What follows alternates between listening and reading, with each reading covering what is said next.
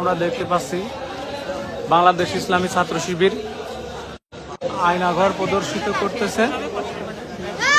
দেখুন কিভাবে আয়নাঘর তৈরি করেছিল তার একটি ডেমো প্রদর্শন করছে বাংলাদেশ ইসলামী ছাত্র শিবির।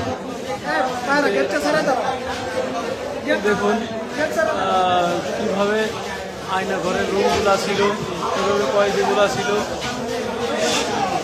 শিবির মানেই যে ইউনিক সেটা শিবির প্রমাণ করে দিল এই আয়নাঘর প্রদর্শনী করে। দেখুন কিভাবে আয়নাঘর তৈরি করত আওয়ামী স্বৈরাচারী সরকার।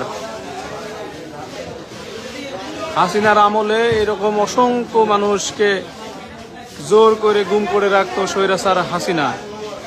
সেই